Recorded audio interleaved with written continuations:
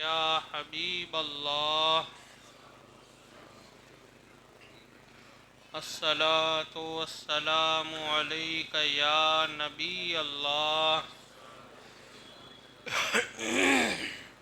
صلی اللہ تعالی علیہ وسلم۔ انگلیوں کا خلال کرنا جب ہم وضو کر رہے ہو اور وضو کرنے کے دوران جو ہماری دونوں ہاتھوں کی انگلیاں ہوتی ہے اس میں جو خلال کرنا ہے، خلال کا مطلب یہ ہوتا ہے کہ ایک ہاتھ کی انگلی دوسرے ہاتھ کی انگلیوں میں ڈال کر کے وضو کے اندر وضو کا پانی یہ جو دونوں انگلیوں کے درمیان جگہ ہوتی ہے وہاں تک پہنچانا، اس کو بولتے ہیں خلال کرنا۔ اس کے بارے میں کیا حدیث پاک ہے وہ آپ سماعت فرمائے۔ حضور پاک صاحب لولاک رحمت عالم صلی اللہ تعالی علیہ وسلم نے ارشاد فرمایا، خللوا اصابعکم کی لا تتخلہ نار جہنم۔ سرکار صلی اللہ علیہ وسلم ارشاد فرماتے ہیں، اپنی انگلیوں کا خلال کرو تاکہ ان کے درمیان جہنم کی آگ نہ ڈالی جائے۔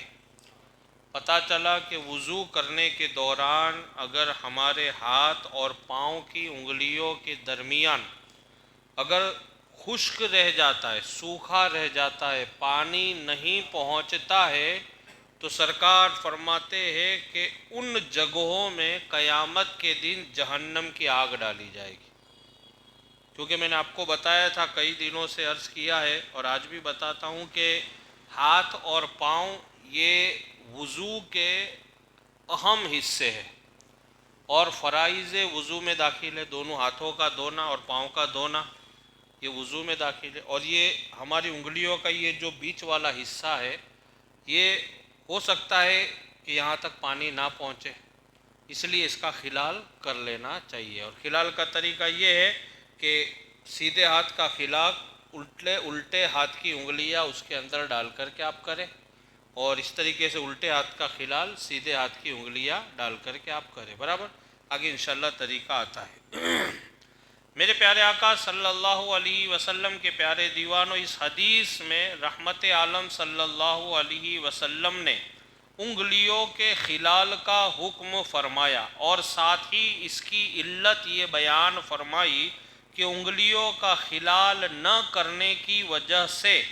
جہنم کی آگ انگلیوں کے درمیان ڈالی جائے گی، لہٰذا وضو کرتے وقت ہمیں اپنی انگلیوں کا خلال بھی کر لینا چاہیے۔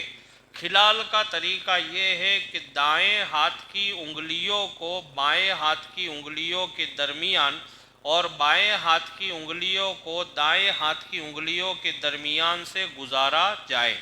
اور بائیں ہاتھ کی چھوٹی انگلی سے، یہ بائیں ہاتھ یعنی الٹا ہاتھ، دایاں یعنی سیدھا اور بایاں یعنی الٹا،